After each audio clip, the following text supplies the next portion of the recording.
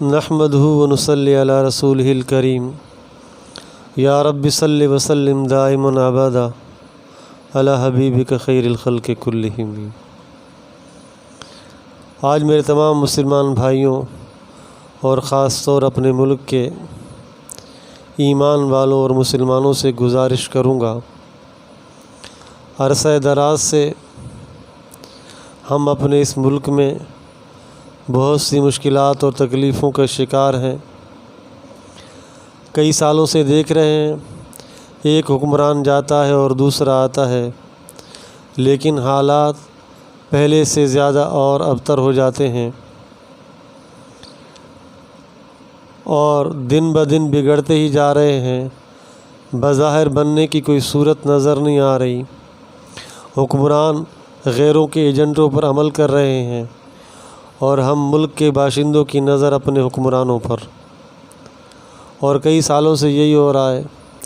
کہ مسلمانوں کو، اس ملک کے رہنے کے والے باشندوں کو ایک کے بعد دوسرا دکھا دیا جاتا ہے۔ ایک پارٹی ہے تو اس کے مقابلے میں دوسری دکھا دی گئی،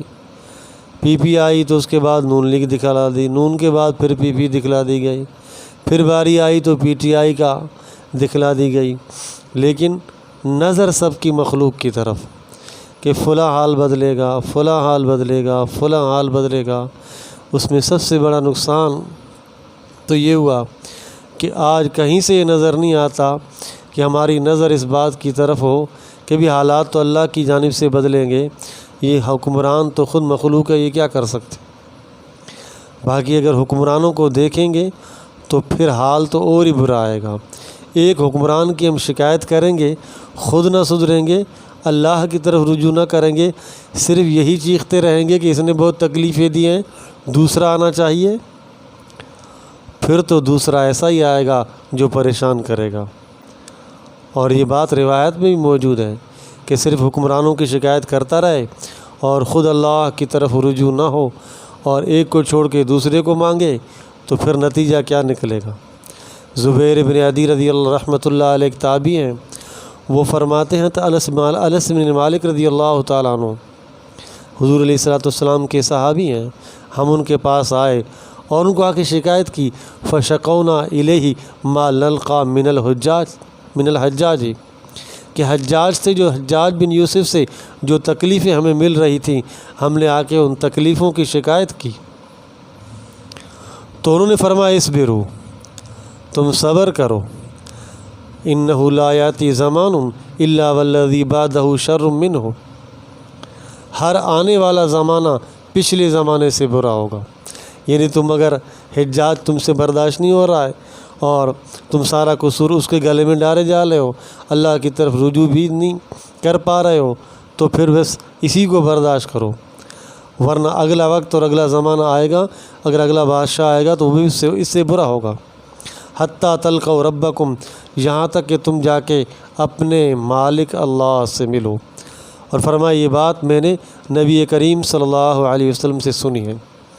یہ نبی کریم صلی اللہ علیہ وسلم کی حدیث کا ایک مفہوم بنتا ہے کہ اگر مخلوق خدا ایک بادشاہ سے شاکی اور شکایت کرنے والی ہوگی تو اب وہ یہ سوچے گی اس کے بجائے کوئی دوسرا آئے گا، وہ حال بدلے گا۔ اگر یہ نظریہ اور یہ عقیدہ ہوگا پھر نتیجہ یہ نہیں نکلے کہ جو دوسرا آئے گا وہ بدلے گا، بلکہ دوسرا وہ ایسا آئے گا جو پہلے سے بھی حال برا کر دے گا، اور وہ ہمیں عملی طور نظر آ رہا ہے کہ ایک کے بجائے دوسرے کا نعرہ دکھلایا جاتا ہے اور ہم اس کی طرف متوجہ ہوتے ہیں تو اور تباہی کی طرف جاتے ہیں۔ تو لہذا جو موجودہ حالات ہیں اس میں تو بھائی صبر کی ضرورت ہے، اور صبر کے ساتھ ضرورت ہے اللہ کی طرف نظر ہو، حکمرانوں کی طرف نظر نہ ہو کہ اب اگر اگلا کوئی نعرہ لگ کے کوئی دوسرا آدمی لایا جائے تو یہ بدلے گا، پھر ہم اسی کی ڈھول پہ